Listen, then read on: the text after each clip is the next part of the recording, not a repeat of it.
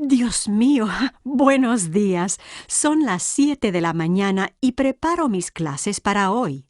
Leo el libro de texto y escribo apuntes en el cuaderno para preparar las clases. Siempre bebo café en la mañana, mucho café.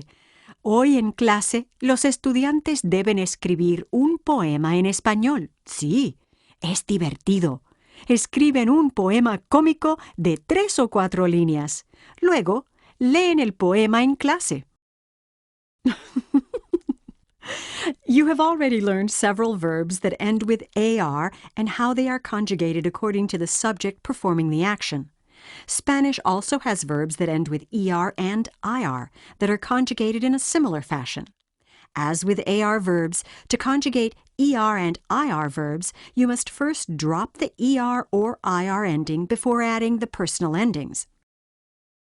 Verbs that end with ER and IR in Spanish share the same personal endings except for the nosotros and vosotros forms. Here are examples of an ER and an IR verb conjugated in the present tense and a list of common ER and IR verbs. Comer, como, comes, come, comemos, coméis, comen.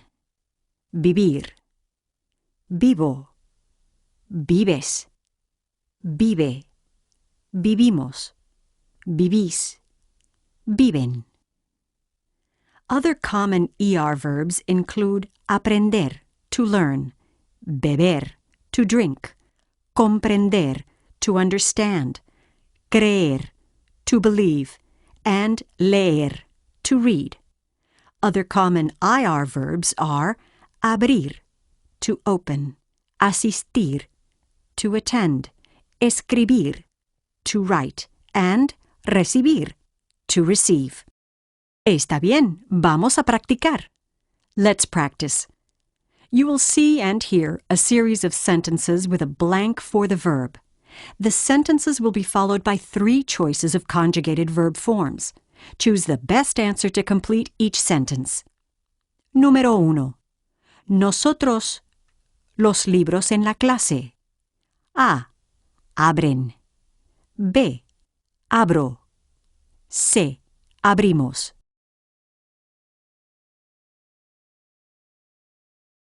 Did you say se abrimos? Excelente. Número 2. Mi hermana en Guadalajara. A. Vives. B. Vive. C. Vivo.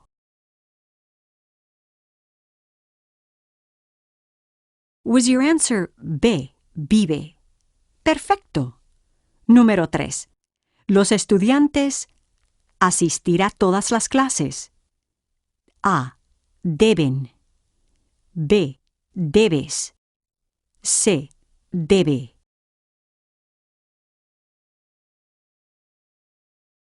Did you say A. Deben? Muy bien. Número 4. Yo café todas las mañanas. A. Bebe. B. Bebo. C. Bebes.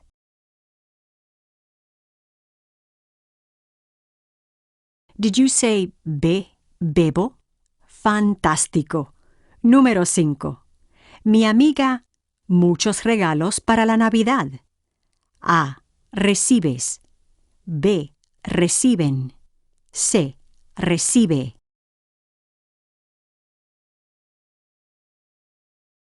Was your answer C. Recibe?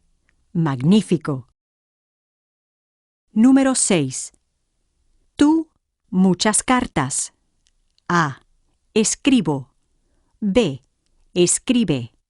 C. Escribes.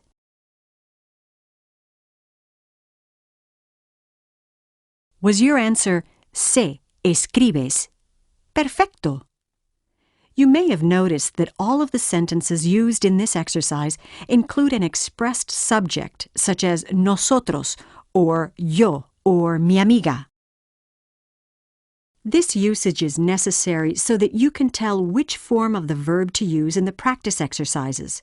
However, In everyday Spanish, the subject pronouns are often dropped from sentences because the subject is embedded in the verb form itself.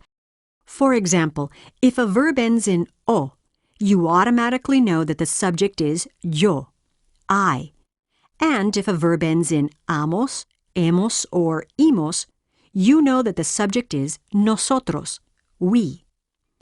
Due to these unique verb forms, the subject is typically only expressed in cases where clarification, emphasis, or contrast is required. This is most often the case in the third person, when the verb forms can refer to several different subjects. For example, vive could mean he lives, él vive, she lives, ella vive, or you live, usted vive.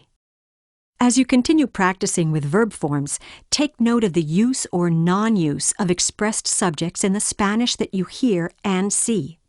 Try to model your own usage on the native samples that you work with. Bueno, debo preparar unas actividades más. Okay, I should prepare a few more activities. Now that you have practiced with all 3 verb conjugations, any new regular verbs that you come across will follow one of those 3 patterns, depending on whether it ends with AR, ER, or IR. It may seem like a lot to remember right now, but with only 3 patterns to learn, you will soon see that it is quite easy. Nos vemos!